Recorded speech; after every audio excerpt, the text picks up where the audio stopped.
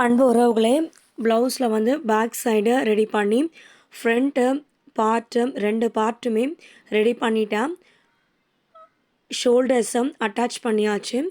இப்போது நான் கையை வந்து சேர்க்கணும். கை சேர்க்கறதுக்கு ஏற்கனவே நான் ப்ளவுஸ்லேருந்து கரெக்டாக மெஷர் பண்ணி அளவெடுத்து அந்த ப்ளவுஸ்க்கு கை வந்து கட் பண்ணி வச்சுட்டேன். இப்போது நம்ம ஷோல்டர்ஸை 2 ஷோல்டர்ஸையும் அட்டாச் பண்ணும்போது நம்மளுக்கு கொஞ்சம் ஏறக்குறைய இருக்கும்.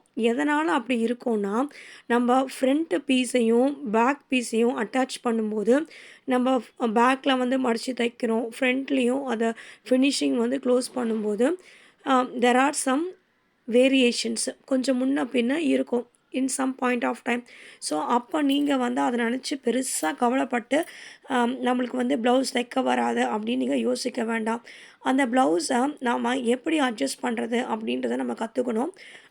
அந்த மாதிரி எப்படி கற்றுக்கலான்னா, நீங்கள் ப்ராக்டிஸ் வந்து நிறைய ப்ளவுஸ் நீங்கள் தைக்கும்போது உங்களுக்கு ஆட்டோமேட்டிக்காக அந்த ப்ராக்டிஸ் வந்துடும். இப்போ வந்து ஷோல்டர்ஸு 2த்தையுமே நான் அட்டாச் பண்ணிட்டேன். ஃப்ரண்ட்டு பீஸ் 2 பீஸையும் அதே மாதிரி பேக் சைட் பீஸையும் நான் அட்டாச் பண்ணிட்டேன். இப்போது ஒரு 80% of the work has finished. Remaining work நீங்கள் பார்த்தீங்கன்னா, இப்போ நான் ஷோல்டர்ஸை அட்டாச் பண்ணிட்ட பிறகு கையை வந்து நான் சேர்க்கணும். கையை சேர்க்கும்போது என்ன ஆகும்னா, இப்போ நம்மளுக்கு வந்து ஒரு கால் வருது. சரி.